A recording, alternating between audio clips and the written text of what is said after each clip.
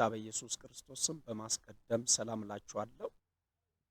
እንኳን 2017 የጌታችንን የኢየሱስ ክርስቶስ የትንሣኤንም በዓል በሰላም አደረሳችሁ እላለሁ። ፋሲካ ምንድነው? ፋሲካ የሚለው ቃል ትርጓሜው በዕብራይስጥ ማለትም ወይም አልፎ መሄድ ማለት ነው። ፋሲካ የሚለው ቃል ትርጓሜው በዕብራይስጥ ማለፍ ወይም አልፎ መሄድ ማለት ነው። ይህ ቃል እግዚአብሔር ለእስራኤላውያን የሰጣቸው በግብፅ ምድር እያሉ ነበር።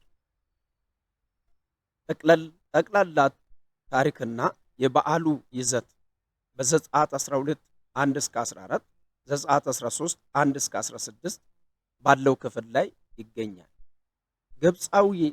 የግብፅ በኩራት በሞት በተቀጡ ጊዜ ያ ሞት እስራኤላውያንን እንዳይደርስ በቤታቸው መቃን ደም እንዲቀቡ ተደረገ።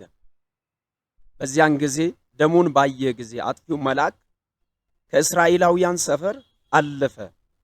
ስለዚህ እስራኤላውያን ይህን ዕለት ፋሲካ አሉ።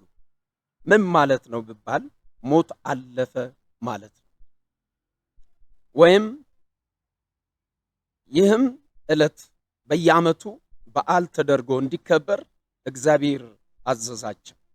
ይህም የሚያመለክተው ክርስቶስ ለሰው ልጆች ኃጢአት ከእግዚአብሔር የተላከ በግ እንደሆነ ያሳያል። ክርስቶስ የተያዘው አልፎ የተሰጠው የተሰቀለውና የሞተው ከዚህ ከፋሲካ በዓል ጋር ተያይዞ ስለሆነ ክርስቶስ ራሱ ፋሲካችን ተብሏል። አንደኛ ቆሮንቶስ 5:7 ላይ ክርስቶስ ከዚህ በዓል ጋር ተያይዞ በመስቀል ላይ መዋሉ የቀደመው ደግሞ ደም ምሳሌውና ጥላው ሆኖ የእርሱ ደም የአዲስ ኪዳን ደም ሆኖ የሚያድነው የእግዚአብሔር በግ ነው ተብሏል።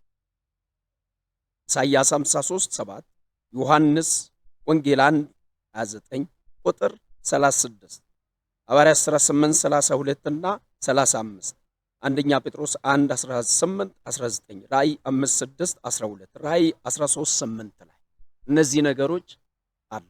በተለይ ስለ ፋሲካ ምንነት የሚያወራው ክፍል ነው። ሁለተኛው ሐሳብ ፋሲካን እንዴት ነው ማክበር ያለብን? ፋሲካን እንዴት ነው ማክበር ያለብን? የፋሲካ በዓል የሚያመለክተው አዲስ ሕይወትን የሚያመለክት አዲስ የአኗኗር ስርዓትን የሚያሳይ ነው። የፋሲካ በዓል አዲስ አኗኗርን ወይም አዲስ ስርዓትን የሚያሳይ ነው። አሮጌው አዳማዊ ባህሪ የቀራበት ምስጢር ነው። ስለሆነም ፋሲካ ስናከብር ስስትን፣ ግለኝነትን፣ ጠብን፣ ራስ ወዳድነትን ጥለን ሰዎችን በይቅርታ ዓይን የምንመለከትበት፣ የተቸገሩትን የምንደርስበት እንዲሁም የክርስቶስን የማዳን ምስጢር ለሰዎች በፍቅር የምናበራበት ዕለት ሆኖ መከበር አለበት። ሶስተኛ ነጥብ የመሞቱ ምስጢር ምንድን ነው? የክርስቶስ የመሞቱ ምስጢር በአዳም አለመታዘዝ ምክንያት በሰው ልጅ ሁሉ ላይ ሞት ስለነገሰ ይህ ኃጢአት ዕዳ ለመክፈል ክርስቶስ የሰውን ልጅ ኃጢአት ተሸክሞ የአዳምን ዘር በሙሉ ወክሎ በእርሱ ምትክ ሞት ሞቷል። በዚህም በእርሱ ወደ እግዚአብሔር የሚመጡትን ሁሉ ከእግዚአብሔር ጋር ያስታርቃቸው፣ የዘላለምንም ሕይወት ይሰጣቸዋል። ሌላኛው አራተኛ የመነሳቱ ምስጢር ምንድን ነው?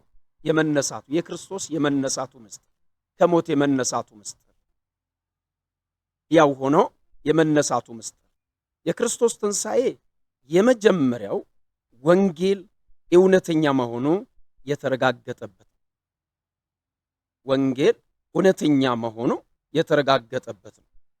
አንደኛ ቆሮንቶስ 15 ምዕራፍ 15 ላይ ከ3 እስከ 4 ባለው ክፍል ላይ ይህንን ነገር በሰፊ ያስቀምጣል። ቁጥር 12 ላይ በዛው ምዕራፍ ላይ ቁጥር 12 19 ላይ ሐዋርያ ጳውሎስ እዛው ክፍል ላይ ያንኑ ሐሳብ ይናገራል። እንደው ኢየሱስ ክርስቶስ ካልተነሳ እኔ ከሁሉ የሚያንስ ምስኪን ነኝ ብሎ ሐዋርያ ጳውሎስ እንደተናገረ የእግዚአብሔር ቃል በሰፊ ያወራል። በተለይም ክፍሉን ባነብ 15 ምዕራፍ 15 ቁጥር 3 እና 4 እኔ ደግሞ የተቀበልሁትን ከሁሉ በፊት አሳልፌ የሰጠኋችሁ እንዲህ ብዬ መጽሐፍ እንደምለው ክርስቶስ ስለ ኃጢአታችን ሞተ፣ ተቀበረም፣ መጽሐፍም እንደምል በሦስተኛ ቀን ተነሳ ይላል። 12-19 ላይ ክርስቶስ ከሙታን እንደተነሳ የምሰብክ ከሆነ ግን ከእናንተ አንዳንዶቹ ትንሣኤ ሙታን የለም እንዴት ይላሉ? ትንሣኤ ሙታንስ ከሌለ ክርስቶስ አልተነሳማ። ክርስቶስም ካልተነሳ እንግዲያስ ስብከታችን ከንቱ ነው፣ እምነታችሁም ደግሞ ከንቱ ናት። ደግሞም ክርስቶስን አስነስቷል ብለን በእግዚአብሔር ላይ ስለመሰከርን ሐሰተኞች የእግዚአብሔር ምስክሮች ሆነን ተገኝተናል። ሙታን ግን የማይነሱ ከሆነ እርሱስ አላስነሳውም። ሙታን የማይነሱ ከሆነ ክርስቶስ አልተነሳማ። ክርስቶስም ካልተነሳ እምነታችን ከንቱ ናት፣ እስካሁን ድረስ በኃጢአታችሁ አላችሁ። እንግዲያስ በክርስቶስ ያንቀላፉት ደግሞ ጠፍተዋል። በዚህ ሕይወት ብቻ ክርስቶስን ተስፋ ያደረግን ከሆነ ከሰው ሁሉ ይልቅ ምስኪኖች ነን ይላል። ስለዚህ የክርስቶስ ትንሣኤ የመጀመሪያ ወንጌል እውነተኛ መሆኑን ያረጋግጣል። ወንጌል እውነተኛ መሆኑን ያረጋግጣል። ሁለተኛው ደግሞ የክርስቶስ ትንሣኤ የእምነታችን መሰረት ነው። የክርስቶስ ትንሣኤ የእምነታችን መሰረት ነው። ሮሜ 10:9ን ስናይ ኢየሱስ ጌታ እንደሆነ በአፊ ብትመሰክር እግዚአብሔርም ከሙታን እንዳነሳው በልቢ ብታምን ትድናለህና ሰው በልቡ አምኖ ይጸድቃልና በአፉም መስክሮ ይድናልና። ይህንኑ ቃል ሮሜ 4:22-25 ባለው ክፍል ላይ ከእምነት አባታችን ከአብርሃም መነሻ አድርጎ በሰፊ በዛ ክፍል ላይ የእግዚአብሔር ቃል ይናገራል። ለምሳሌ አባታችን የሆነ አብርሃም በሙታን ሕይወትን በሚሰጥ ባመነ ጊዜ የሁላችንም አባት ሆነ ይላል የእግዚአብሔር ቃል በዛ ክፍል ላይ። ሶስተኛ ደግሞ ትንሣኤ የእግዚአብሔር ኃይል የተገለጠበት ምስጢር ነው። ትንሣኤ የእግዚአብሔር ኃይል የተገለጠበት ምስጢር ነው። በተለይም በዚህ ቦታ ላይ የማወራው ነገር ምንድን ነው? ይህ ኃይል እግዚአብሔር ዩኒቨርስን ለመፍጠር የተጠቀመ አይነት ኃይል አይደለም። ትንሣኤን ክርስቶስን ኢየሱስን ከሙታን ለማስነሳት የተጠቀመው አይነት ኃይል ዩኒቨርስን ወይም ዓለማትን ለመፍጠር የተጠቀመ አይነት ኃይል አይደለም። ለምሳሌ ኤፌሶን 1:19 ላይ 20 ላይ ስንመለከት የእግዚአብሔር ቃል ስለዚህ ሐሳብ የሚያስቀምጠው ነገር አለ። ኤፌሶን ምዕራፍ 1 ላይ ከቁጥር